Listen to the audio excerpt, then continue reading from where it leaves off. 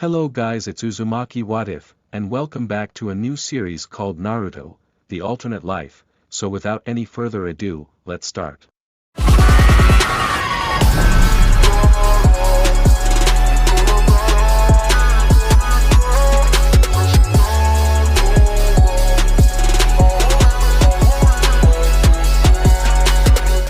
We look upon a life, a story of hardship, and we come upon a tale of sorrow. I only ever saw such things in my life. That was before I met you, Naruto. I am writing you a letter of explanation and possibly a gift of hope. When you were born, we had just finished a war. You will come to know it as the Third Great Ninja War. We fought, and I would say we fought well, but my village lost. But that isn't the point. You see, I defected from my village when the Kazekage, the Kage of the Hidden Sand, tried to use a jutsu from a forbidden scroll to effectively wipe out Shikaku, the One Tail. Sounds good, right? We should want to kill a city-destroying demon. However, I had a problem with it. Well, as I am sure you know, my nephew, the son of my sister, Gaara, is the One-Tailed Jinchuriki. I always felt bad for your vessels, with everyone hating you for no reason. This act would not only kill my nephew, but it is also an act that would kill an innocent child. Suffice it to say, I stole the scroll and ran off. My sister died soon after. When I was only 15, I became a missing nin. 5 years later, I would see you on that fateful day. Your lineage, however, is what I wanted to dwell on. You see, little Chunin, you are special. Your father, Minato, died to save the village, and as you know, he trapped the Nine Tails in you. Instilled is more like it, isn't it? Now there's another issue at hand, among those which we have already covered. You see, your father couldn't trap the entire Nine Tails inside of you with the technique he used. The fourth Hokage could only take half of its chakra at first, using the Death Reaper seal, but the QB proved to be too much and it pulled an extra 4% of its chakra back. That is when your father's old teammate, a Hyuga, came to fight beside him and offered to sacrifice his being to strengthen you, a baby. His son and only child. Because of this, an extra 25% of QB chakra is inside you, making a total of 75%. The Hyuga instilled his chakra and being into you, forming your partial bloodline. Now instead of your normal bloodline being Namikaze and Uzumaki, you have a separated and partial chakra line of the Hyuga clan. Not much else is known about this. Hopefully, you will figure this out along the way. As such, I do not know when you will read this. You have grown on me. I like that. I haven't felt like I belonged since I was young. You and Sarutobi have shown me a lot. So, I leave this to you, among the many things I have, and will have, taught you. Naruto never gives up. Keep being you. I ran through the forest of Konoha. It was snowing heavily and I was being slowed down by the wind. Funny, I thought, I own the wind. Today was my first day back after my first mission for the leaf. I came from the Akatsuki, it was my last day there and I had left with very little warning. I had told them I quit and they did not like losing an advanced in. It took me 3 days to outfox them. Evading the Akatsuki is not an easy feat. I had hoped that Itachi could soon enact what he and the elders of the Leaf had planned. He could get all eyes off of me. At age 15, I left the sand. Now 5 years later, I was an undercover nin for the Leaf. I reminisced on this before I realized I was tired and stopped for a minute. I panted and blew at the wind in frustration. I decided to hop down to the lower branches to get out of it. Noticing the wind was less down here, I sat on a branch and rested. Hey, if you're a Hyuga then show us your Byakugan. A kid taunted, next to 2 friends. But, if you're not gonna, don't look at us. One of the others, an ugly boy, shouted. Yeah. The third boy sneered. I looked down and saw a girl with dark blue hair and pale eyes, a Hyuga I guessed, standing there looking terrified. Your eyes are creepy. I bet you are just some kind of monster, aren't you? The first one sneered. Tears started to well up in the young Hyuga's eyes. Yeah, a Byakugan monster. Ugly rat boy shouted. They all laughed as she fell to the ground sobbing. Then I saw a young loud boy with blonde hair and whiskers run up. He was swinging, I guess, and had seen the little milk drinkers at their horrible games. Hey, cut it out! He shouted. Hey, look at the shrimp. Who are you?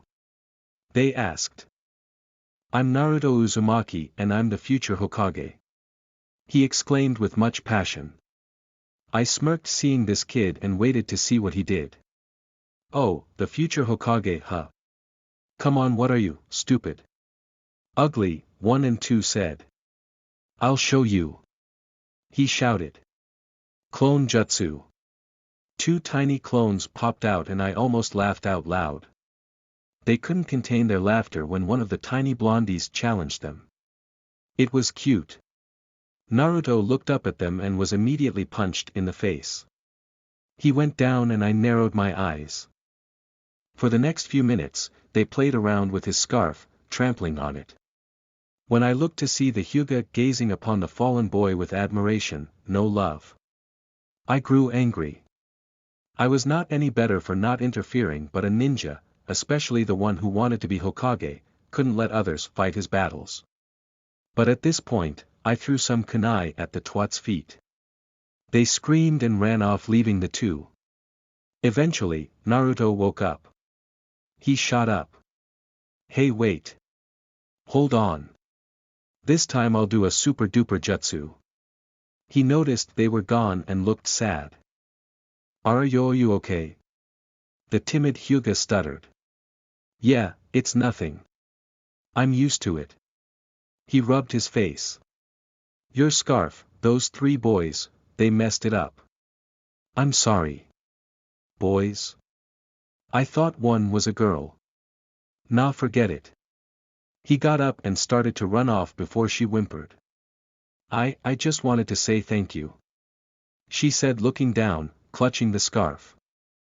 He laughed and said it was nothing before running off. I focused my dojutsu on him before he ran off. I saw his destiny and what he could become.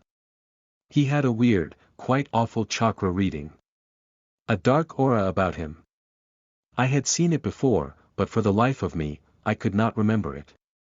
I sighed and continued my journey. I had to tell Sarutobi about this boy.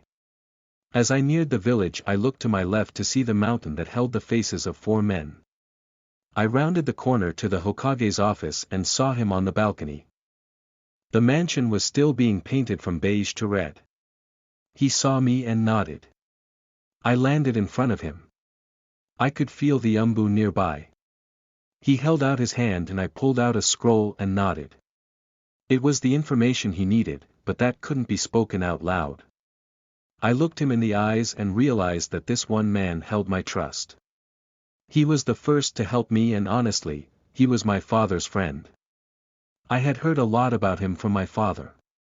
Hiru, we need to speak, I stated bluntly. Alone. Would you like to join me for some ramen? He spoke, waving his hands, dismissing the umbu as he walked towards the stairs.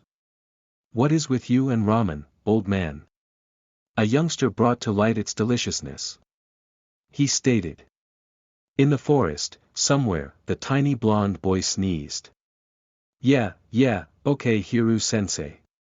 I'll join. However, we do need to speak about a certain powerful child. His soul is dark. I spoke quietly, walking into his office, where the ramen was already waiting. You speak of Naruto? Yes. I know of him. This must be of Kami because I believe you are the right one for the job. I normally have Anko or Kakashi watch him. However, due to missions, they cannot always keep an eye out. I know you do not like being around kids, and I know why, but, Samri-kun, I need you in this. He needs to be watched. He's a good child with a good heart. Minato would want his son kept safe by the most powerful and trustworthy ninja I know. Sensei, I'm nowhere near the most powerful. Oh, but you are my dear. The most powerful one I trust. You rival the white fawn. This boy is special. You need to protect him. What is so special about him? I asked. He is a Jinchuriki. He stated. My eyes widened and I nodded slowly. I knew I had to do it, but that didn't mean I had to like it. I dislike children, Hiru, but I will do as you ask. I turned to leave, not even have touched my ramen before I heard him speak one last time for the night. You will learn to love him. No interaction until the time is right. I trust you will know in your heart when that is. Hi, Sensei. With that, I jumped out the window. The months would go on. I would watch this little ninja try his hardest to be accepted. People called him a demon and such. I felt anger towards this, but I did not interfere. One day they almost killed him, but two umbu stepped in. One man with white hair and a dog mask and a purple-haired woman with a snake mask. I could smell the power on the dog umbu and almost followed him until I heard a voice behind me. Are you stalking children just to do it, or is there some meaning behind it?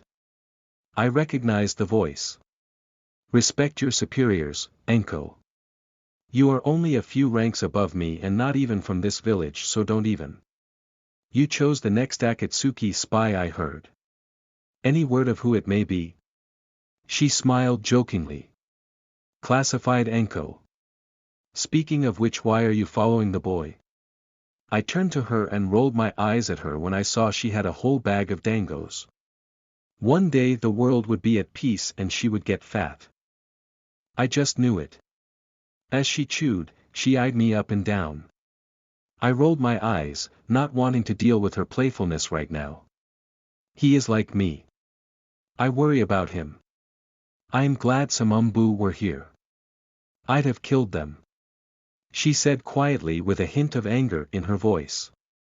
I turned back to Naruto. He was crying and his clothes were torn. I bit my lip and shook my head. Hey Enko, he has a home, yeah? Can you keep him busy? Sure, this will be easy. She hopped down and started to flirt with him. I sighed at her antics. I knew she wouldn't do anything, but she was going to corrupt the child. I started out and soon came upon a clothing store. I stepped in and saw a rack with clothes that should fit his size. I then realized how stupid his orange looked. He needed something that shouted Naruto, with the Uzumaki swirl on it, but looked better and didn't make him stand out. I turned to the clerk and asked if he had anything with the Uzumaki symbol on it. He said he could make some if I needed them. I nodded and asked if he had any old black clothes to fit a child. He nodded and looked at me questioningly. I told him I would take them all and asked if he could customize some more. When he asked who it was for, I told him that, for his services and silence, meaning no questions, I would pay him 10,000 Rio extra per visit. A Rio is worth $0.09 of a dollar, so this would be $900, of course. My lady, no questions. Now, do you need anything else? He started sucking up, so I just paid him and walked out. Tucking his new clothes under my arm, I jumped to the rooftops and looked around. I found Naruto heading to his home and ran ahead of him. I snuck in and scrunched my nose at the sight of his poverty. I quickly moved to his bed, dropping the clothes off before I heard the door. I shined out of the small bedroom and onto the roof. I heard a gasp and smirked to myself as I headed towards my normal stakeout area. Months passed. I watched the child as he attended the academy. He was bold and loud-mouthed. I couldn't quite hear today's lesson. However, a few minutes into it, Naruto threw a paper plane out the window. I grumbled as I heard Iruka's raised voice. I heard laughter behind me and turned around. I sighed, knowing already who it was. Enko. Why must you always stalk me? I just can't help it. I can smell the disdain you have for this village. You only respect one person and care about a minute few. It was a rhetorical question, Snake Girl. Also, my allegiance rests with this village. One day I'll be a true leaf ninja, you'll see. I felt her bristle at that, and then her presence disappeared. My life while watching Naruto went by fast. I did not intervene even when I felt the need to in several instances.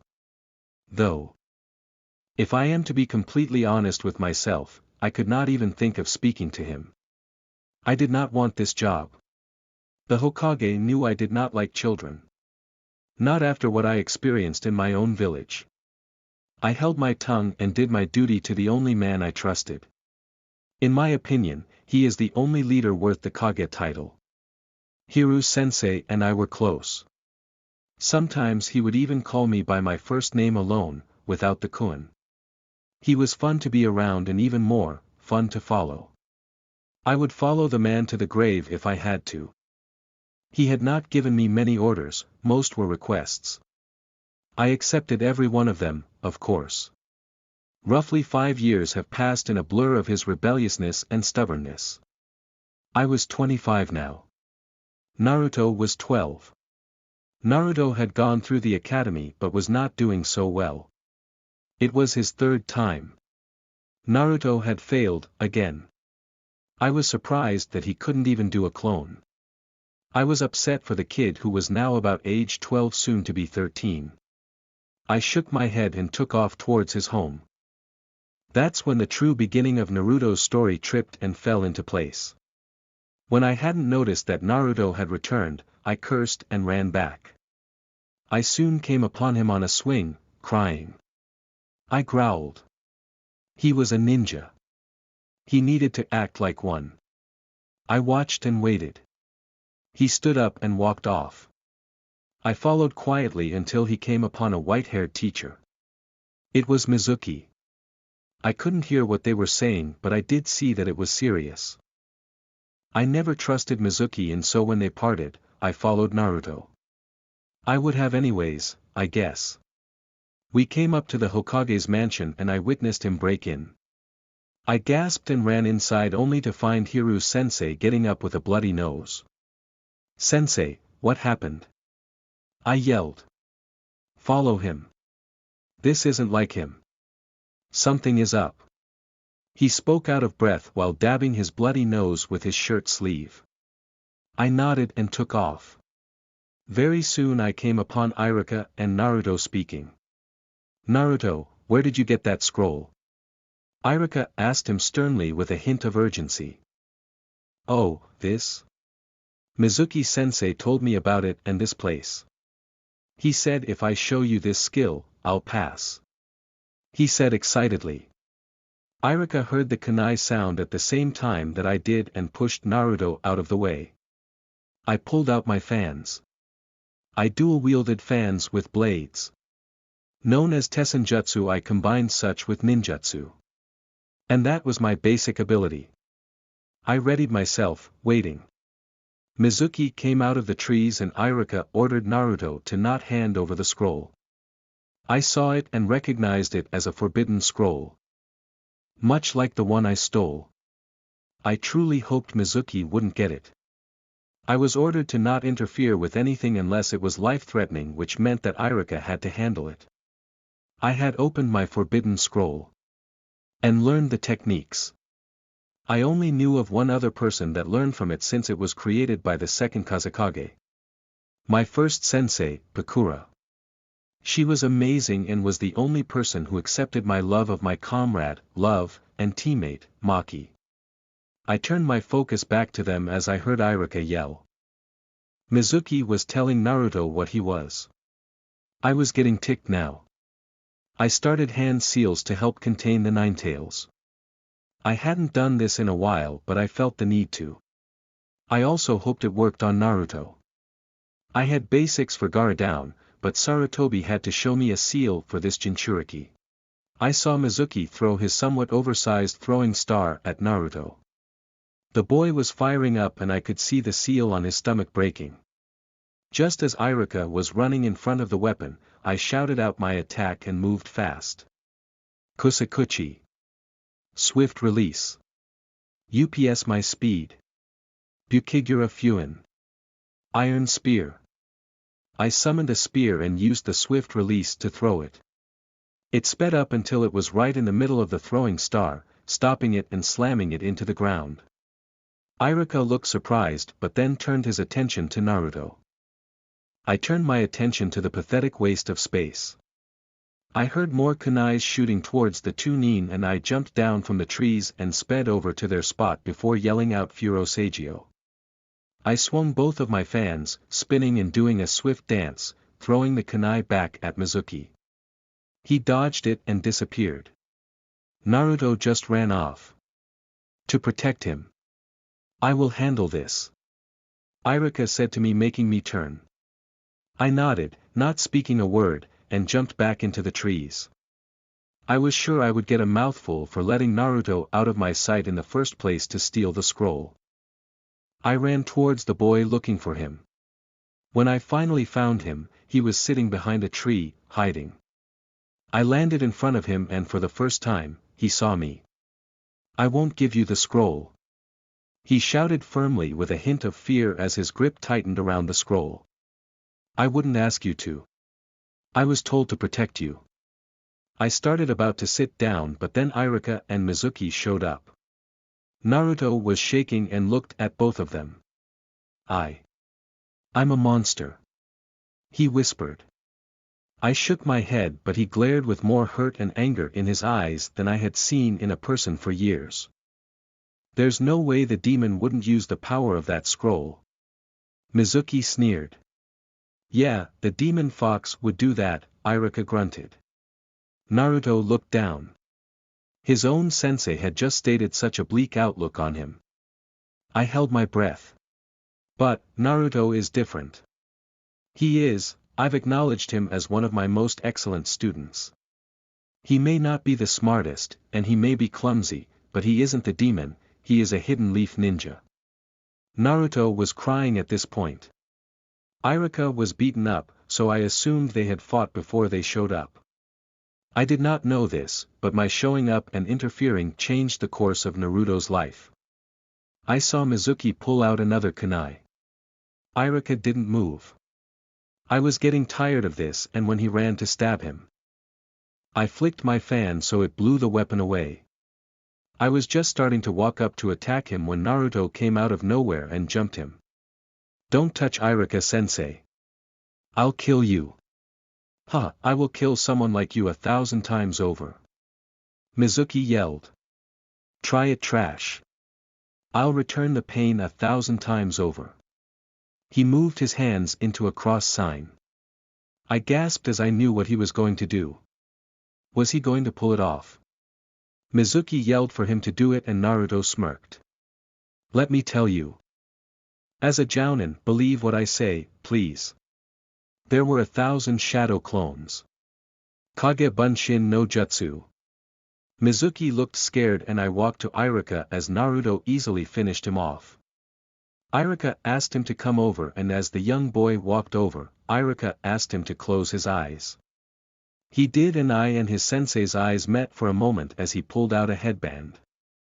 I couldn't help but smile to myself as he told Naruto to open his eyes. Naruto finally achieved what he wanted. He cheered and hugged Iruka.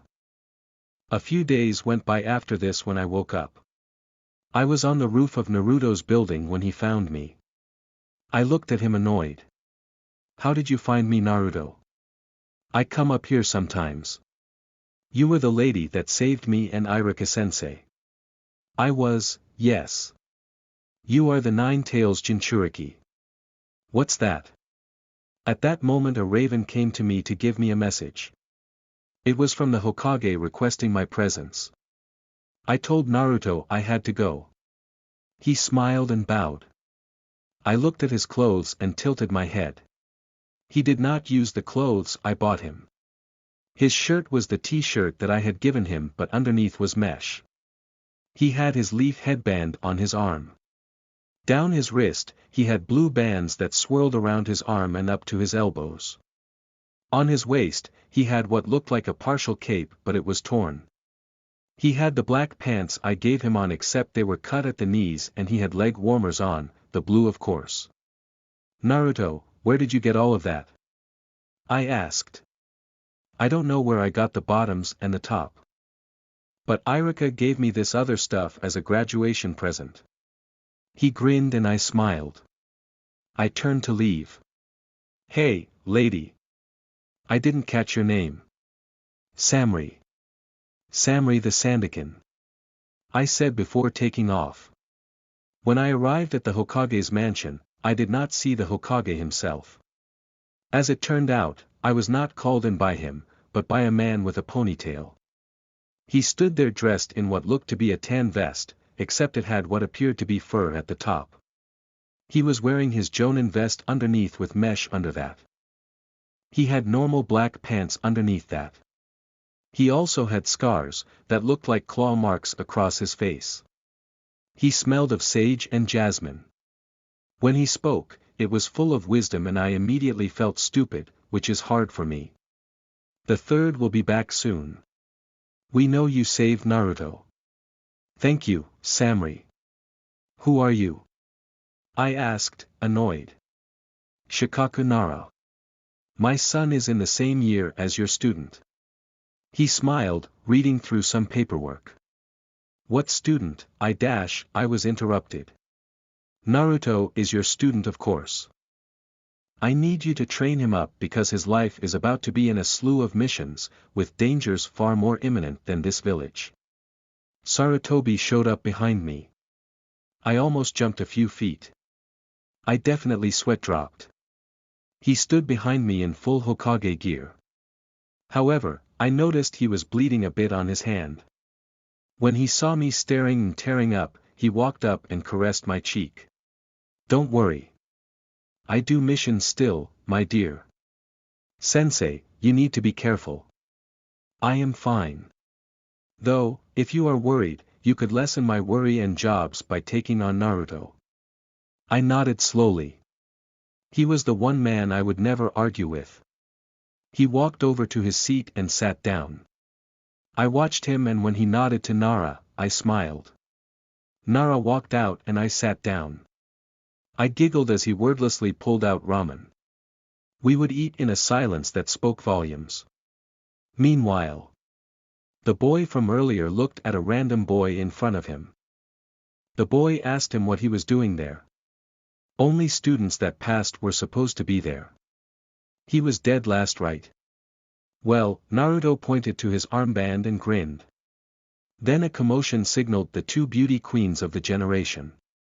They tried fitting through the door at the same time and one finally pushed through. I won. The blonde shouted. No, I won, Ino Pig. Only 'cause your gigantic forehead was ahead. Naruto turned towards her with hearts in his eyes. It was his Sakura-chan. He was sure as a kunai is sharp that he was in love. He looked at her and saw her slightly messy long hair that was naturally pink. She had a blue forehead protector on top of her head, tied like a headband. Her dress went down a little past her waist and was red, with white edging in a white circle on the front. She wore green capris with bandages on the thighs. He was practically drooling. Ino watched from afar. She only spoke out aloud about liking the same person as Sakura just for the fact of competition. However, she did have her eyes on a certain blonde man. He was charismatic and loud, but so was she. In her own defense, she wouldn't admit that she liked the dead last. Her father would kill her. She walked by him the same as she always did, swaying in front of him, flipping her blonde ponytail. Her aroma was much like that of the bush clover, the flower of her clan. Ino wore a violet hooded sleeveless shirt and skirt that split at her waist, to show her legs. Both her legs were wrapped up past the knees and up to her waist. They also covered her entire bottom separately so she could use the bathroom. Her clan believed in being as free as a flower, so she never wore anything under the bandages. Last but not least, she wore puffy arm warmers. Sakura turned to Naruto and shouted at him to move. She wanted to sit on the other side. Naruto was excited until he realized who she wanted to sit next to. The same boy that Sakura and Ino always claimed to like. That very boy, the last Uchiha. Sasuke Uchiha sat there quietly. He wouldn't respond to Sakura. He didn't need to. He was the most popular guy in class and he knew it. He wasn't worried about anyone. He had one true mission. To kill the man that killed his clan. The best in class looked over at Naruto and Sakura then sighed. He wore a blue jacket and had the same arm warmers that Ino had. He wore shorts and had bandages at the bottom of his legs. He was one of the few that wore proper shoes. Except Naruto did too, didn't he? Sakura was looking at him weirdly. She was so annoying. Just then Naruto jumped in front of him and looked at him. No glared.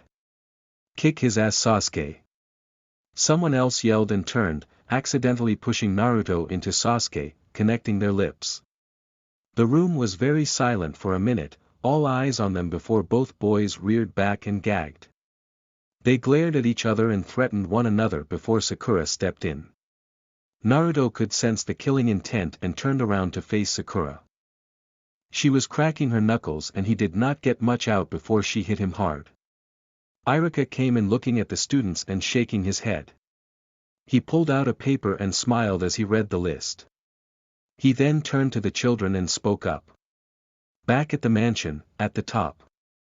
Breathe Samri, you are stronger than this. Hit me. Hiruzen shouted. We were sparring and he kept saying I could do it, but this old man was wearing me out. Ramaji Doton, Doryu Taiga. Earth release, earth flow river, he shouted out. A wave of mud came towards me so I did the hand seals for my next move. Futon, T Hakusha. Air riding, I shouted before hovering. My sensei grinned before speaking. Good work, you are catching on. A Jonin level move. Let's try this. Ramaji Doton, Doryuden. Earth release, earth dragon bullet, he shouted before a dragon came up out of the mud shooting its mud at me. I swiftly did the hand signs for my move, Jin-tun, Kusakudo Kawarimi, swift release, high-speed replacement, moving out of there and replacing it with a wind clone. The earth dragon attacked my clone dispelling it before I swiftly did another hand sign for the move Junsei Reiku Kunai no Jutsu, pure lightning kunai technique, and threw 4 electric kunai at his dragon, cutting it down before pulling out a fan to use the first fan-based move in the fight. Futon, Furyu no Jutsu. Wind release, wind dragon. He laughed and shouted his own as the wind dragon came out and chased after him. He did the hand signs, snake dragon rabbit, and tiger. I knew what that was. The fire dragon. He then did another hand sign as the fire dragon released and took over my wind dragon. He shouted this new technique, which I had only seen once before, used on the Ninetales. Ramhorse snake dragon radox and tiger. Ramaji Katan, Karyu Enden. Fire release, fire dragon flame bullet. This dragon shot flames out and split into 3 beings. Each with flames pouring off of their bodies. I would be turned to ash in a real fight and for this spar, I had to act fast. I focused and remembered one of the secret techniques I had learned from my first sensei. Kyumo no Fukushu. Arachnid's Revenge. From my fans spewed black clouds, dark tendrils of thunder, and shock. They spread forth covering the area. When they covered the dragon, you could hear an intense battle from within the cloud itself. Spiders like lightning and rain covered them and squeezed the life out of them. Then when it quieted down, I got in a wind stance, ready for him. He was about to use a fire move again when he realized the move I just used was greatly affected by the wind and that it was to the left of him. All I had to do was push a little. Well. Congrats Samri-kun. You finally beat me. I always knew you had it in you. You didn't even have to use your Kekkei Genkai, nor those eyes. He grinned and stood up, coughing a little bit. I had obviously worn him out but I didn't care as I ran up and hugged him tightly. I was proud I had won and I jumped for glee, even though I was pretty sure he went slightly easy on me. He even knew about my bloodline abilities. I was happy either way though. And that day he bought me an all-I-could-eat steak. "So, little one, when will you start his training?" he asked softly. I knew he meant Naruto and I blushed heavily.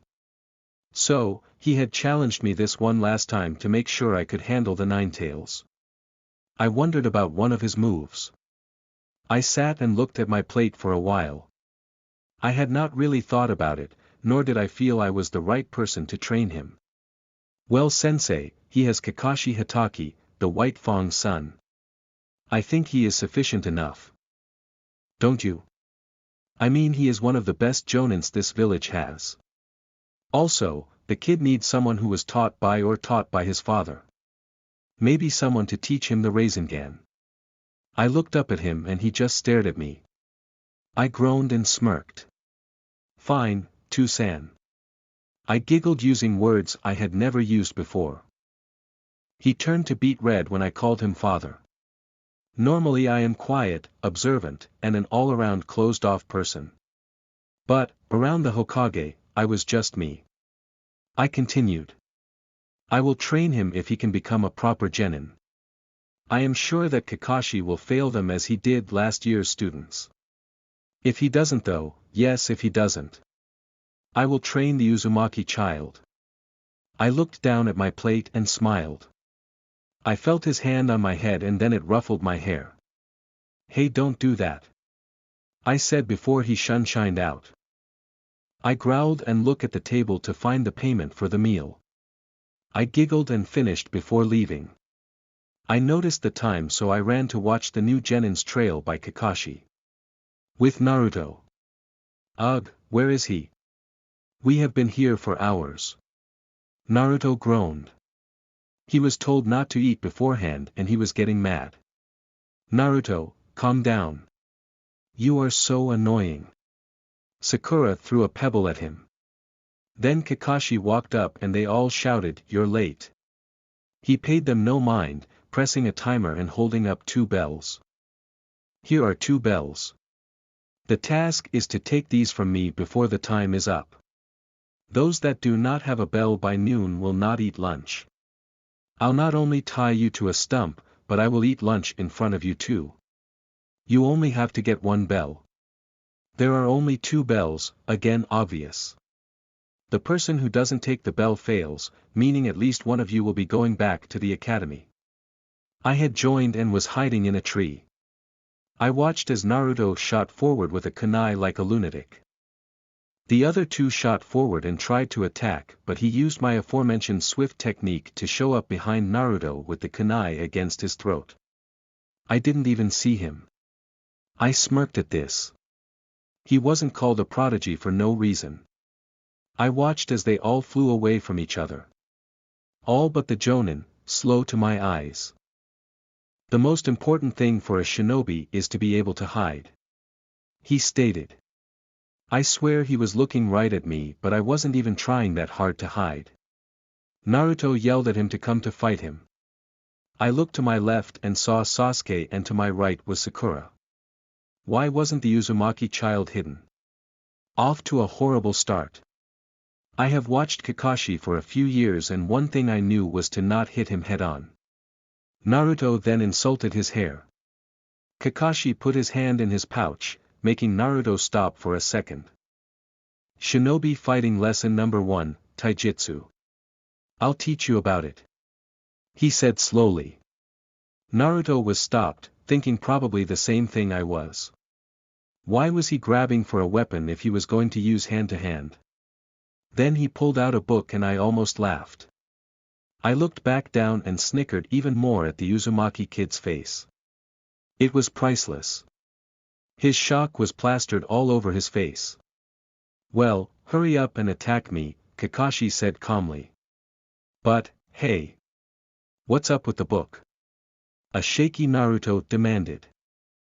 "I want to see what happens next. Don't give me that look.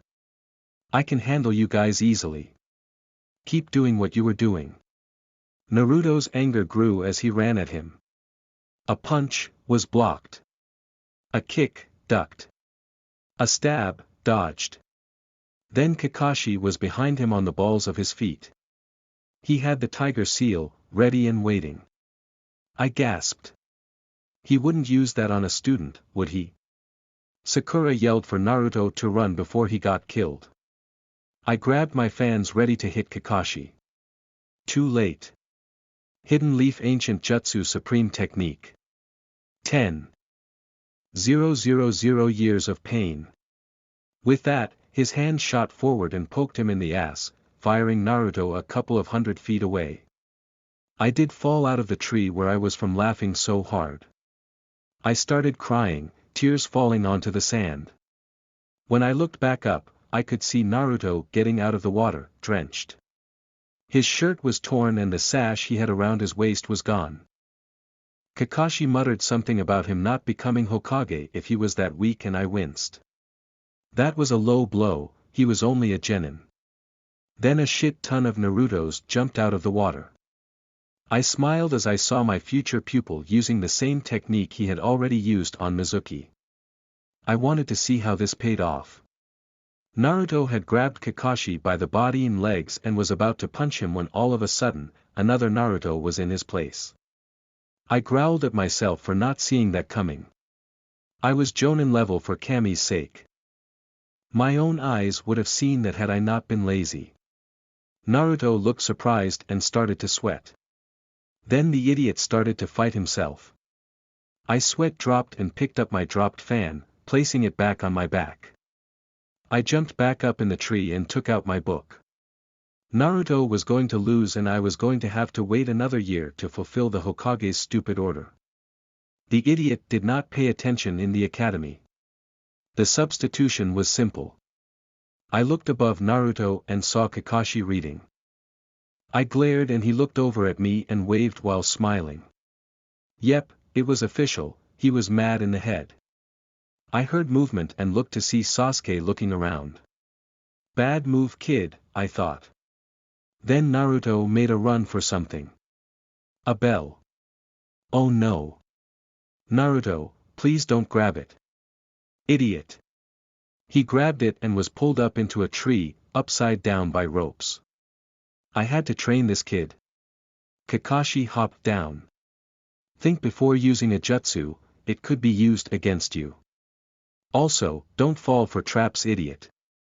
As Naruto argued. Kunais came out of the air and hit Kakashi in the face. I heard a gasp from Sakura and Naruto looked, yet again, shocked. Then Kakashi poofed and in his place was a log. Another substitution jutsu.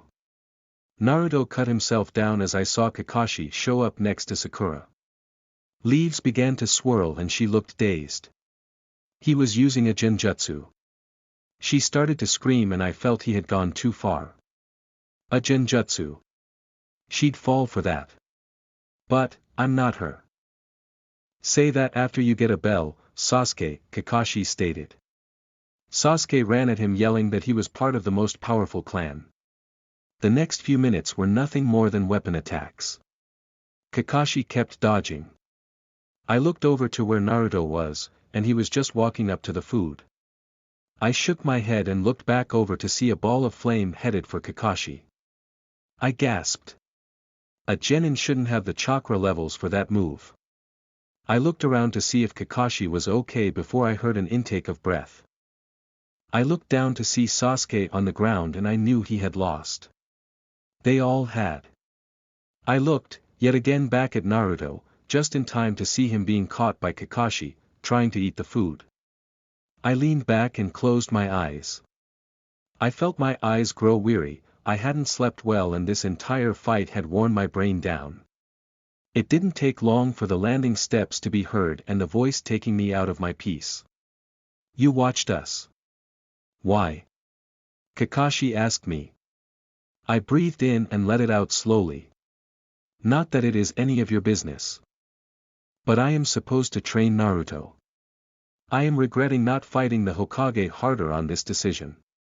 He laughed and sat down. I already told them that they failed. I told them they should quit as shinobi. The purpose of this was teamwork, Samri. You know this. You were offered the same position I am in now. I must have fallen asleep while you told them this. But, then why tell them? They don't know teamwork. I want them to learn it. They won't of course, but I don't know. I felt like being nice for once. You truly must have fallen asleep. I was talking for about 15 minutes about what's important about being a ninja. I've decided to give them one last choice, but I changed it up. Naruto cannot have lunch. They both dislike him. Let's see if they give any to him. I smiled and pointed at them. Looks like you made the right choice. He looked down and to his amazement, they were sharing the food with Naruto. The same food he had told them not to. He smiled before he disappeared in a flurry of leaves. I watched as he went down and yelled that they passed. All of them were surprised and asked why. He explained how every other group was too obedient. He said that society viewed ninjas who broke codes and rules as trash, but he believed that those who abandoned their comrades were worse than trash. I smiled and looked down. Reminded of my time at home. My sister, the poor girl, had died from the very child the Kazekage wanted dead. I knew that he would know nothing of teamwork. My beloved village was now the leaf and I would protect it with my life. The Hokage, my Two-san, said he had seen the will of fire in me. In other words, the power to always protect those I love and those that look up to me. I looked back at Naruto screaming to be untied and I could not help but smile. He reminded me a lot of myself. The smart ass I was, and I nodded to myself. I would train him. When Kakashi dismissed them, he came back up to me. Samurai-san. I need to ask you. We are the same age, you and I. Why bother coming to the leaf? Us Umbu knows that you aren't truly a leaf ninja. Your headband is nothing more than decorative. So why stay? He asked. That book you read? I believe in it as well. You read it and always blush, but I know why you read it. Why do you truly dwell on it? The main character reminds you of your past. You were taught by Minato. Don't give me that look, I do my homework. I know what happened all that long ago. I want to say I think he would be proud of you. I smiled. His eyes widened and then he looked down. I wonder which he thought. Obito or Minato? I don't know who Obito was, but I meant your father and Minato. You know he saved me once. I unlocked my dojutsu from him. It was a stressful event that toppled his power. You see my dojutsu is called the Unmigan or Dash. Fate Eyes. Yeah, I've heard of it. I heard Raza married into the heir of your clan to hopefully power his own. The eyes themselves can see fate and deduce destiny. However, that isn't all they are good for. They can be used in elemental manipulation as well. For instance, there was an old Jinchuriki in Kumo that had eyes. He never married however because people were too afraid of him. Killer Bee took over after he died. If I am correct then he used his eyes to manipulate lightning and could heighten his reflexes like a Sharingan. He also could use his 8 tails power to bring down lighting wherever he was able to concentrate his focus. While you interrupted me, you are right. They call you a prodigy for nothing, I guess. Mine is called the Winds of Fate. Raza did marry my sister hoping to pass it on to his children for the Sands of Fate. Oddly enough, if Blue Bee had full control over his bijou then he may have been able to utilize the second most important part of the jutsu. It is the same as a Mangekyo unlock. The power-up gives us something special. Something Raza wanted. The ability to move through your element. Mine would be wind. Now it isn't overpowered in a sense. I would only be able to do a short burst and I have to focus the chakra of wind in the location I want. It also has to be within my view and to top it off it has a cooldown as it used more chakra than swift release. I also can change karma but it's more of a slight push. I'm not all powerful. However, I would not go blind from using any part of the eye as long as I did not use it to alter a death. There are other uses of course, but as you can see, Raza valued this. She however had never unlocked it. I smiled. He nodded and looked down again. Can you pass it on? I nodded. I can pass the dojutsu on to one person. Of course, the requirements for it to work are specific. They already have to have one in their DNA, and they have to be able to splice chakra within their own body. They will not be able to use the elemental part unless they can use nature chakra. I have as of yet only known 2 people that can do that. Your late sensei is one. The other is Jiraiya the Sannin. He was quiet for a bit then spoke one last time. You said you were saved by Minato sensei once. May I know the details? I nodded and began a story that dated back to when I was around 13. Flashback. Fucking fuckity fuck. I swore. My leg had been broken by a fallen tree and I could hear IWA means all around me. I tried focusing on my wind or lightning chakra to get me out. I should have known better than to question Raza. That fool sent me out here on a trap. I teared up a little. My sister had died because of the power he sought out. Her newborn baby squealing before I left. I heard them getting closer. I couldn't continue. So, this is where I would die. I looked up at the sky seeing it from other colors. Ones that weren't normal. The IWA were near me. They could see me. They were laughing and pulling out their kunai and other weapons. One was close and grinning evilly as he raised his sword, thrusting it down. I winced and waited for the pain that never came. I was crying my eyes out when someone touched me. I looked up and saw blue eyes and a soft smile. His blonde hair waved in the wind. I looked around and didn't see anyone else. We weren't in the same forest even. The sand was everywhere. You are safe. I have brought you back to your land. I'm going to heal your leg now, okay? I nodded. His voice was so sexy. His eyes were lovely. I sighed and waited. When he was done, he looked at me and grinned. Your eyes are swirling kinda. He stated. He then walked with me to the edge of Suna.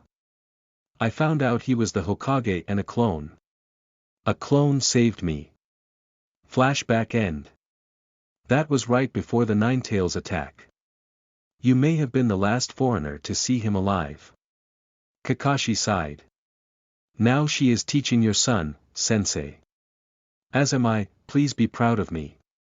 He left with that and I followed Naruto. He visited the ramen shop, then the Hokage. Later on, he was walking home. He had completed his first D-ranked mission. Which was to retrieve a pig that was lost. It was somehow stuck in a tree. I dropped in front of him smiling softly. He didn't notice me and walked right into my stomach. Hey, lady what, oh Samri-san. What are you doing here, in front of my home? Kid, I am here to train you. Only a little of course. I figure it would come in handy. He shook his head. Kakashi-sensei is my teacher. What could you teach me? I smirked and walked to a tree before walking straight up it. This and walking on water. It is simple yet important for when you finally learn to control your chakra. His eyes widened and he looked away before turning back. I will do it, sensei. Believe it. I nodded as he ran up the tree and fell. I figured he wouldn't get it right away. However, I told him we would start tomorrow and he yelled he would have it down by the morning. I sighed and turned to walk along the branch until I got into a comfortable area and I sat. I watched all night as he tried to climb, reaching higher and higher. As the sun began to rise, I narrowed my eyes and watched as he finally stayed on the top for more than an hour. Finally. Congrats, kid. I mumbled. Having heard me, he cheered and fell as he lost focus. I smirked and told him up next was water walking and to get sleep. He laid down at the foot of the tree and slept. I fell asleep soon after, keeping an ear out however for any noises that would approach. When I awoke to the sounds of Naruto splashing around. "Hey kid, you are supposed to stand on the water, not fall through it." I laughed. "San-ka, this isn't funny. How do I even know you can do this?" I shook my head and got up. I walked over to where he was, waist deep, and kept on walking on top of the water. I grinned as his eyes went wide and he grumbled to himself. "Kid, I'll let you in on a little secret. That jutsu you do so well, use it. This will be done very quickly. Center your chakra around your feet. Shouldn't be hard as you have more than most people." He tilted his head, then nodded. "Hi. Shadow clone jutsu." With that, 15 clones appeared and he got to work trying to walk on the water. I smiled as, just a few hours later, it appeared he had some grasp of it. I sat him down and we ate. He was all happy saying how he would be Hokage. Afterwards, I told him he needed to learn one more lesson. He looked up at me with his beady eyes and I took out a scroll. "Kid, this is a scroll. But I'm going to teach you how to put weapons inside of it. Now the jutsu itself is not that complicated. However, I'm going to put 3 weapon sets in here and I want you to train with them all, okay?" He nodded quickly and shouted, "Believe it, sensei." I laughed and told him to get back to the water walking. I kept noticing how his chakra was not being dispersed properly. I'm pretty sure it was the QB seal, however, I did not know enough about his seal to do much. Luckily, he was learning on his own, despite it. I got up to leave when I felt the presence of someone else. I looked up into the trees to see an umbu pointing towards the Hokage's mansion. I sighed and nodded. I told Naruto to keep up his training and that I would be back. I ran alongside the umbu until we arrived at the mansion. The big building looms over me. For once it didn't feel welcoming. When we arrived, I let out a low growl. I felt him. The man murdered a friend and caused another to become a traitor. Shisui was a good friend of mine and Itachi, and I knew what had happened. Danzo was a man who was shrouded in mystery. The head of the root ninja, of whom I had been asked to join, and of whom I turned down. I could feel it. The power on his bandaged arm and his eye. It was too familiar to me. I froze remembering an era of the Uchiha. Flashback. "Dude, teach me how to get out of genjutsu," I laughed and pushed against Shisui. He laughed as well and leaned against me. "No one can escape my genjutsu. Maybe you can beat Itachi's." "Not likely." Said Uchiha spoke, coming into the room, his umbu mask on. "We have a mission, get ready." He smiled at me. Itachi had always been reserved and quiet. But of all the Uchiha and most of the Leaf, I trusted these two the most. Shisui was always happy and go lucky. Itachi did smile once in a while, but overall, he treated me like a sister. "Hey sure, you think you are faster than Minato?" I asked, watching him get ready. "Ha, no. Not even close. I will concede that even without his flying thunder god technique he was fast. Faster even. During his battles with the Raikage, he didn't even use it. Hell, during the war he barely used it. Do you know the Battle of 1000 Ninjas? They thought he used the technique, however, he didn't. He used only 5 kunai that day. So, he defeated 1000 ninjas, in seconds just by his normal speed. Shisui said, blushing from embarrassment. He didn't like to admit anyone was faster. Yeah, and again this was without body flicker. Though we have a theory he also had a swift release. Itachi said, before taking a bite of some meat I had cooked for them. Yep, an S-class secret for those who saw, a secret he wanted to be kept, we think.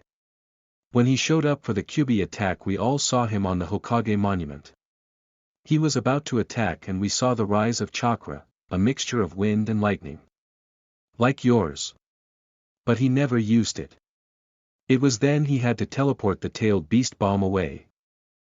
It scared even Lord Third. I mean, how fast was this man? Lord Third said we never even saw his full speed on foot. Shisui shuddered before continuing, and finally, the man outran my genjutsu. The only person is known to have done so. You still need to teach me how to get out of any genjutsu, I said, poking him. He winked at me and nodded, before saying he would, only if I let him take me on a date. I sighed and agreed. As long as he didn't mind dating a spy. We all laughed at this. You think my swift release is faster than you? He froze and shrugged and we laughed again. We had laughed back then. I heard them speaking about Naruto. We need to control him, Hiruzen, Danzo stated. I blanked out hearing this. I kept listening as the third Hokage disputed this and the council argued. I could feel the eye on me, trying to trap us in a genjutsu. I had luckily already been taught how to escape this. But he didn't know this. He continued saying the child was a danger to the leaf. I was fuming. I had taken enough shit from this man. I turned towards him with a snarl, but the voice of Hiruzen stopped me. My dear, calm down. We have important matters to discuss. Sensei, how about we discuss how Danzo-san has a Sharingan on his arm? I spoke with malice. I heard a gasp and only then realized the Shinobi Council was there with us. I saw Danzo tense up, something in my mind told me this was not supposed to happen. That down the line he was supposed to die another way. I heard the voice of fate tell me this and I started to calm down. I was about to lie and say I was overreacting, but then I saw under his eye bandage. I felt it. Shisui. On me I no Koki. Fate sight, I shouted before dodging an attack by him. Everyone else had backed up and the Hokage was shouting for us to stop. Both Root Umbu and Umbu were there in seconds. The whole room was quiet as I and Danzo stared each other down. I spit to the side and narrowed my eyes, my irises turning from blue to purple, as they swirled, forming my dojutsu of fate. His own eyes were trying, but somewhere in the room Hayashi, the Hyuga clan leader, spoke. Lord Third, he has Sharingan all over his arm and on the left side of his face. Danzo-san, where did you get those? Hiruzen asked, practically heartbroken. He had, yet again, put his trust in this man and was betrayed. Hiruzen, my friend, you are too soft. I took these from the traders to protect the leaf. Meanwhile, you allow ninjas from other villages into our midst. Samurai, you are not welcome here. You never will be. Let's say me and you have a duel. If you win, I will leave. If I win, then you leave. He spoke. Hiruzen was about to interject, but I raised my hand. Deal. Outside now. Training Field 7. With that, I shined out and a few minutes later I was at the field. Standing in front of me was Danzo, his short sword at the ready. I pulled out my own two sword-looking weapons. I knew I would have to show my hand soon, but he did not know what these were. Futon, Shinkajin. Wind release, vacuum blade, he spoke calmly. I laughed and kept my dojutsu up. I knew he was also trying to pull off a genjutsu, but I wouldn't allow that. You're an old fool, you do not know the power that I wield. You say I will never belong, but I have the will of fire in me. Hyaken no Jutsu. Ice sword technique, I yelled as both of my hands, now dual-wielded a sword. I swung them back and forth, getting closer to him. Everyone was whispering about my Kekii Genkai, except Hiruzen, who knew about my 3 Kekii Genkai. I ran at Danzo and he, at me. We clashed our swords before jumping back and doing it again and again. Finally, he started slowing down and I gained the upper hand, knocking his sword out of his hand. I was about to go for his arm, but something happened. He disappeared, and along the winds of fate I heard the words, Izanagi. He couldn't have just done that. The Izanagi was a Sharingan jutsu that changed fate. He must have used what was in his arm. Earth bullet. Danzo yelled, firing earth-like projectiles at me. Where did he get Earth's release? I dodged using swift release and tried to block the rest, failing to, however, due to my ice sword's weakness to earth. Everyone else was surprised. I shot a wind blast at him, dodging another bullet attack. I was stunned for a second. He just used wood style. I would have to get serious soon. I was knocked out of my stunned stance when I was slammed into a tree, by another tree. It was his arm. I narrowed my eyes and whispered, Sudomuburido. Storm blade. As my hands lit up with lightning chakra, I pulled my two small blades from my side and mixed in my wind chakra. He smirked, and then his eyes widened as the blades opened into two purple fans, both with the kanji for fate on them. They were crackling with storm chakra, and I was mad. I was not going to take a chance, and I would show why even the Kazekage feared my wrath.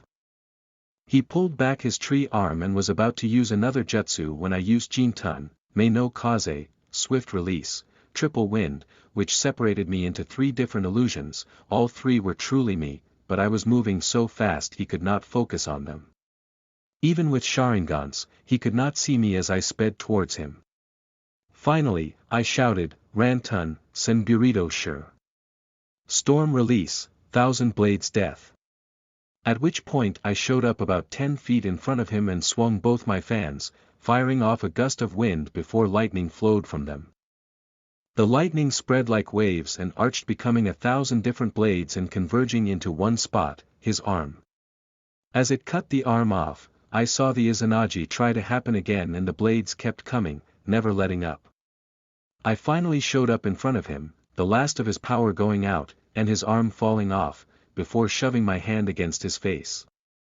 You will give me back this eye, I said before thrusting my fingers through the cloth and ripping the eye out.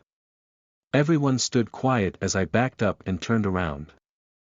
I then put the eye against my arm and used a summoning seal to hold it. Then, before he could shout for the root to attack, I did a quick turn, and with my bladed fan, decapitated him. I heard my Tusen gasp, and I looked at him. Tears were falling from his eyes. I looked down and was worried I would be in trouble. It was then I was shocked to feel his arms wrap around me. I felt his warmth and nuzzled in. He knew what I did was what was needed. He knew I was in the right. Samri-chan, I am so very proud of you, my dear. Never feel that you are not welcome here. You are a leaf ninja and always will be. With that, he started ordering the cleanup. I had to get back to Naruto. However, I did need to see someone. Before I could ask, though, it seemed my sensei knew what I was going to ask. He simply handed me a headband. It was a real headband. A leaf headband. I squealed in delight, as the other one I had was a temporary one. I hugged him tightly and kissed his cheek, replacing the false one around my waist. I am sorry about your friend Tusan, I stated sadly. He shook his head, telling me he knew eventually the old man would have karma come for him. We stood there for a second before he spoke. Enjoy your newfound citizenship. You are special to me, Samri, do not forget that.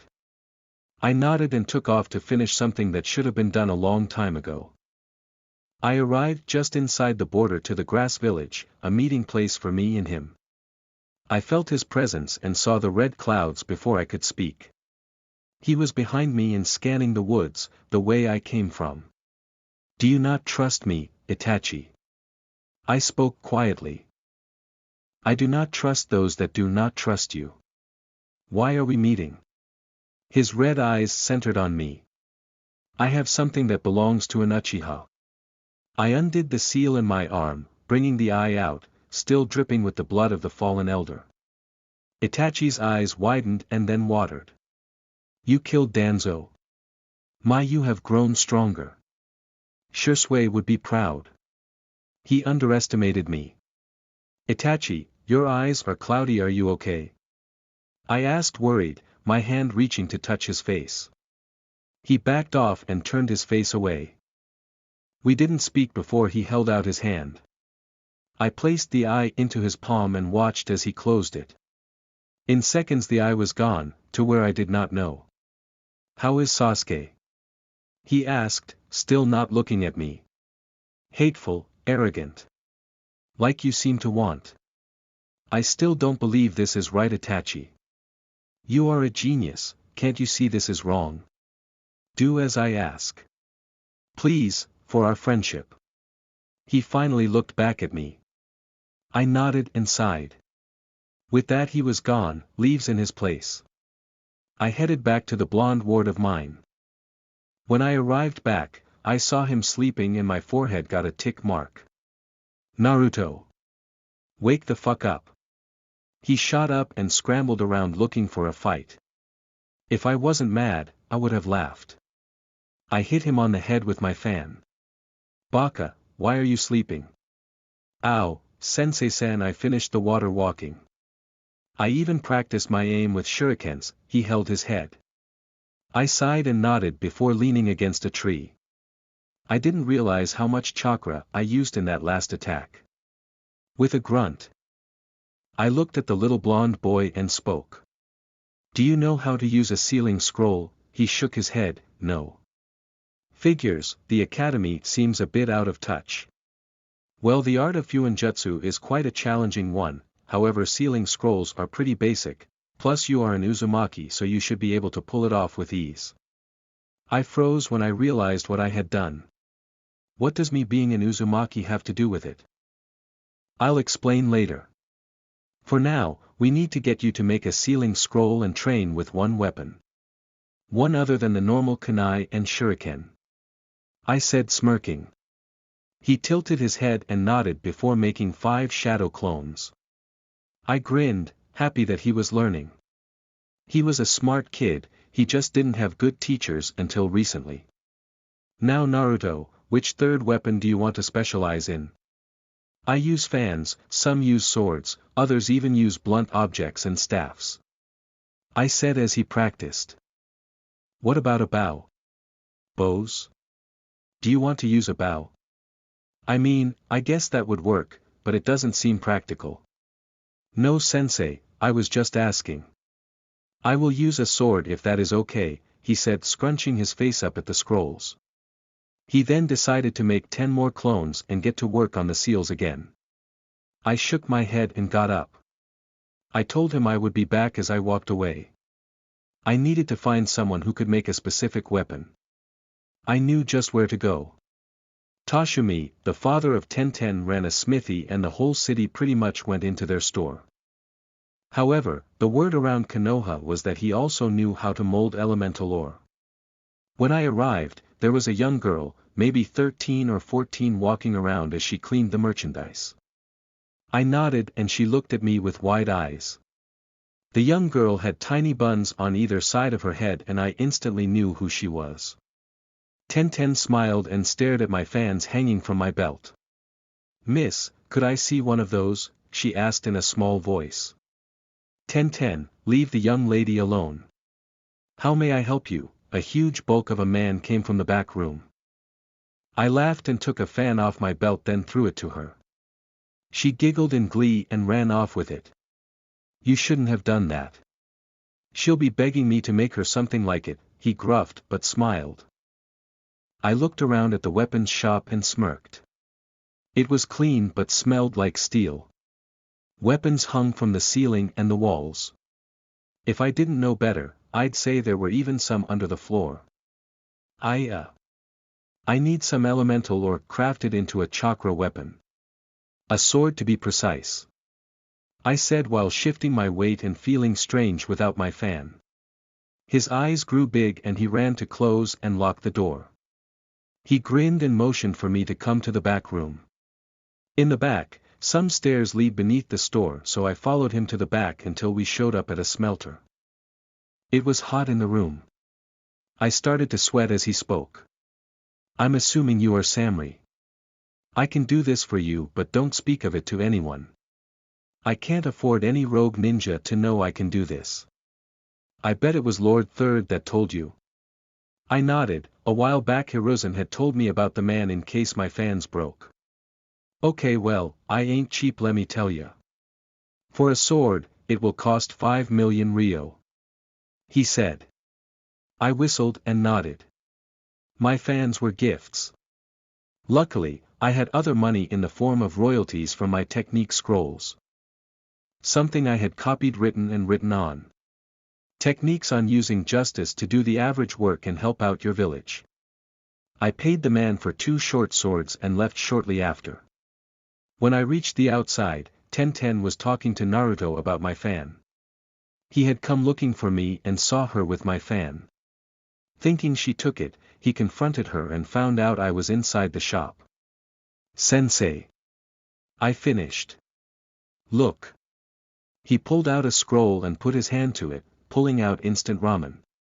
Me and Tenten sweat dropped and I shook my head laughing. Very good, Naruto. Your weapon will be done by next week. Rest and finish the jobs that Kakashi sends you. At the end of the week, I will have prepared one last lesson for you for a while. I have a mission that I, myself, need to go on. I said, patting his head. The next week rolled by slowly. I watched Naruto catch cats, paint houses, catch a cat again, shop, catch another cat, and still catch the cat named Toro. The cat just needed to be killed. I was standing on top of the building across from his flat the day I would train him when I felt a presence behind me. Enko, you have got to stop sneaking up on me. One of these days, I may kill you. I smirked. She walked up behind me and slithered her tongue out along my ear before backing up. We stood there in silence as the sun rose. Each of us quietly breathing in the morning air. The birds chirped and the roosters finally crowed. Samurai-san, why train him? You stated you didn't like children and now you are training the demon. I flinched when she said that word. Enko, you know how he feels. Well, so do I in a way. I guess we all have to start somewhere.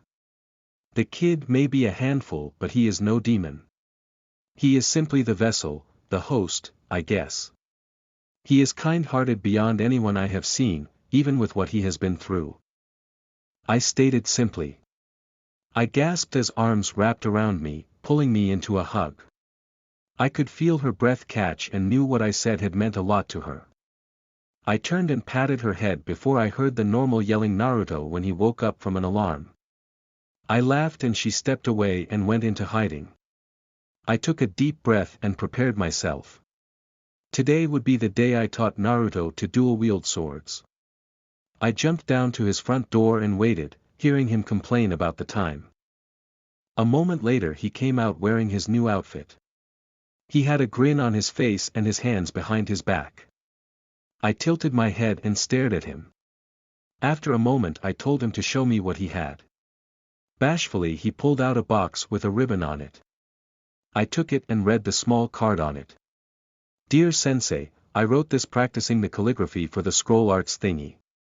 Sorry, I forgot what it was called. I sweat dropped. I had to have help spelling calligraphy. I hope it's correct. I hope it's correct. I want to make you proud and one day be as strong as Gigi. I am going to talk to Gigi about a rank C mission. I am tired of all these D-ranked ones. Hopefully, the skills you have taught me will help. I hope you like this present. Naruto. I looked at him and proceeded to open the box as he shook with excitement. When I opened the box, I saw a picture of us that I didn't realize had been taken. It was when he had ambushed me and I was surprised. I laughed at the look on my face.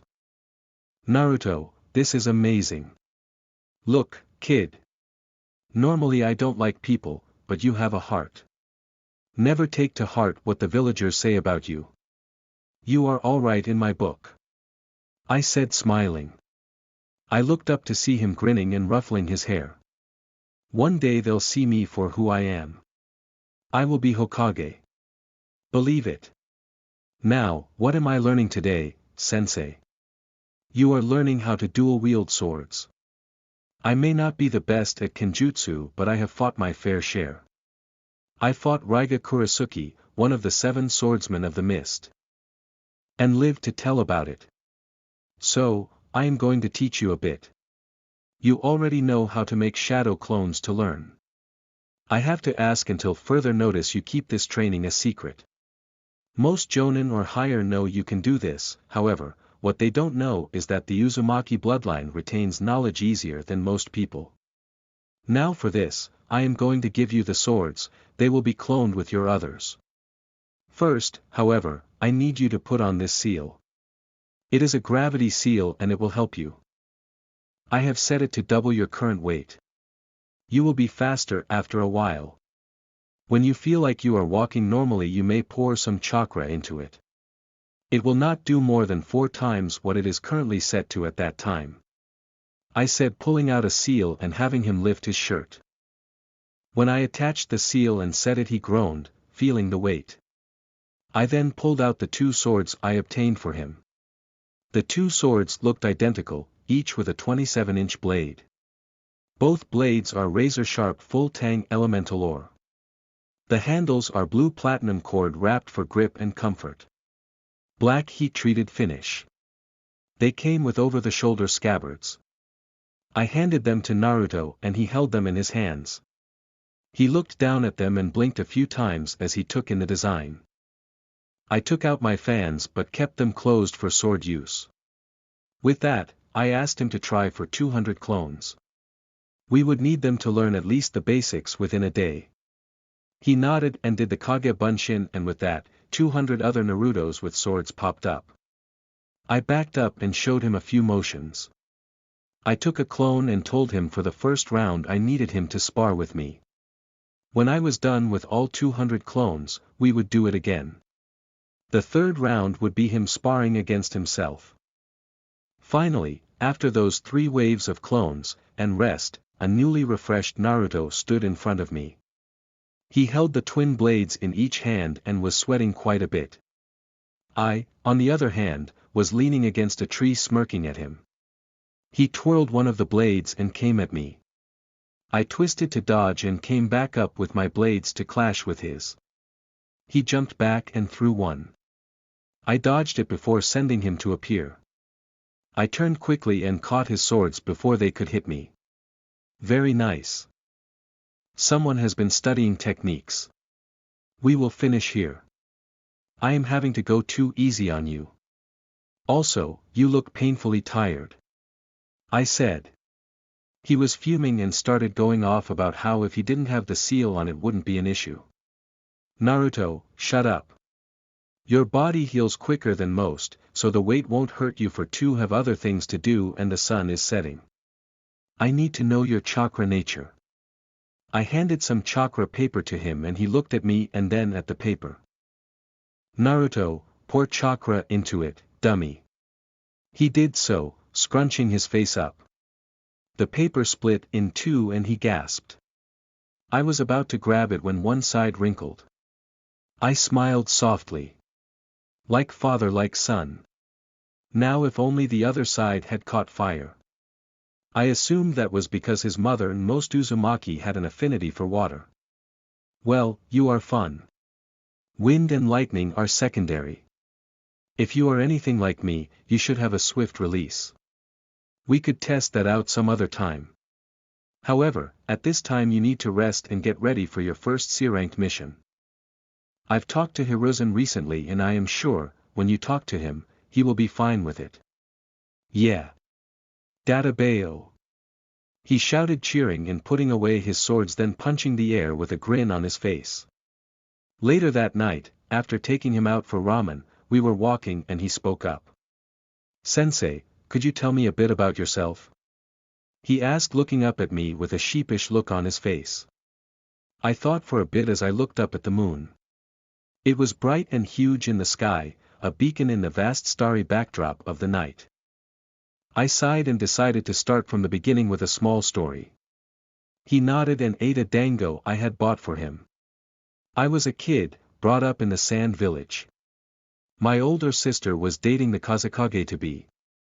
My sensei was Pakura and my teammates were named Maki and Gorimu. Growing up, Pakura was silent and do not like fighting, but she was a hero in our village's eyes. Gorimu was roguish and quiet. Maki was always happy and wanted to learn. The Sand Village was at war with the village hidden in the mist at the time, and we were sent on a mission to take down one of the swordsmen. This was a few weeks after Pakura Sensei was killed and we were out for blood. Hearing Naruto gulp, I looked down at him and then back at the moon, a smirk crossing my face for a brief moment. The one I told you I beat? He had a partner we killed. Flashback. Maki, slow down. We need to think this through. I snapped as we were running through the forest towards Kiri. Maki looked back at me and Gorimu and shook her head. She had been affected the most by Pakura Sensei's death.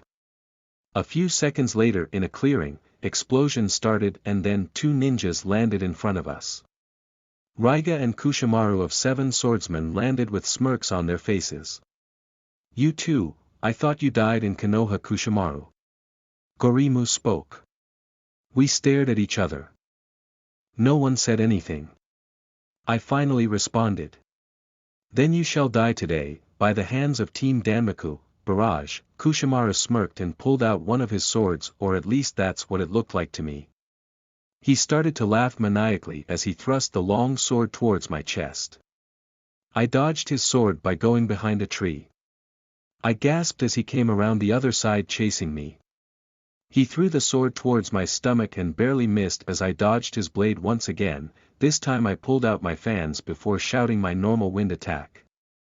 Gale winds. It blew the sword to the side enough to embed it in a boulder. Maki was already on her knees, focusing on her attacks using her cloth techniques. She used one filled with seals to wrap around her arms, making her faster.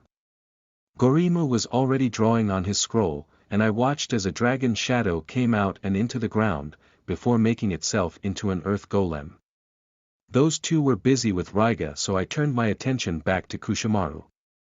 I activated my swift release and shouted a move I had just learned. Wind release, Wind Dragon. The swordsman flew through his signs before making a water shield that my dragon crashed into. I repeated my attack and he threw his sword straight through it.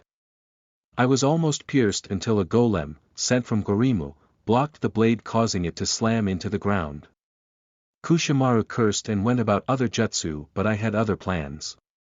I appeared next to Maki, kneeling. I whispered in her ear. Can you make a cloth bandage that can seal a weapon, and make it reappear when I release it? She nodded and got to work. I stood up and then took off back towards the long sword user. Plowing my fist into his gut, he choked up for a second then laughed again before dropping to the ground as a puddle. It was a water clone and I fell for it. I felt the sword stab through my chest, but I only smirked. Two can play the clone game, Kushi. I laughed as my clone turned into a golem. I'd have to thank Gorimu later for wasting one of his 3. Kushimaru's eyes widened as I appeared in front of him, gripping his sword.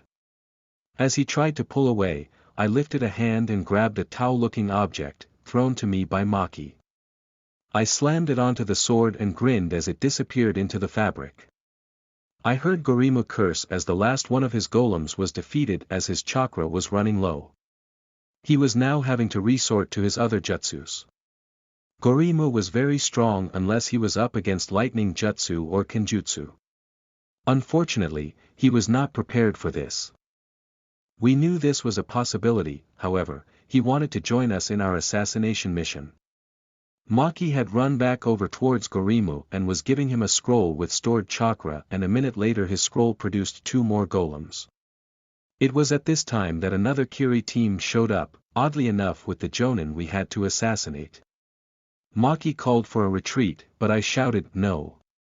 I used swift release again to up my speed and appeared right behind Kushimaru, a smirk dancing across my face. Now you die for real, I whispered, releasing his weapon into his back, stabbing him straight through. I then ran around him with the other end of his sword in my hand and pulled tight, effectively cutting him in 2. After making sure this wasn't just another clone and being satisfied with my results, I ran to back up the other two. They were winning when I arrived, Maki having taken out all but the Jonin that was our intended target.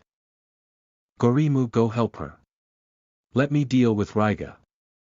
I shouted. He nodded and jumped away, leaving me with the swordsman. You know, you are quite beautiful. He stated, grinning. You ain't so bad yourself. It sucks that I have to kill you. Maybe in the next life, we can get drinks. You aren't old enough to drink. He laughed. Eh. If you're old enough to kill, then you're old enough to drink. That's what my sensei always said. I smirked and raised my fans. We circled each other for a bit. He knew my wind would outdo his lightning. He knew this was a battle he would still have to fight. I decided to throw the first punch, so to speak. I had recently picked up a storm release jutsu, the only one I could do at the time. It took a lot out of me, but I wanted to show off a bit. Not for the sake of showing off, but because he didn't know I could only do one storm release. Storm Blade, Hurricane Fans of the Storm. I added a personal touch to name my weapons, a sign of respect for his blades. My fans were immersed in a blinding light before they started to spark. Static shot off them and blue light dripped now and then. His eyes widened and he changed his stance to a more defensive position. I'm guessing that making mist won't work on you. I get the sense you can see things ahead of time. He spoke slowly, judging my reaction.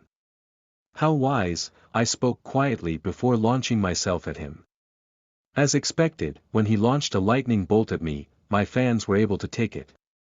He kept attacking and throwing more lighting at me until he could get in close. We clashed and held our stance. I giggled and kissed him before jumping back and calling out, Futon, Detapa, wind release, great breakthrough.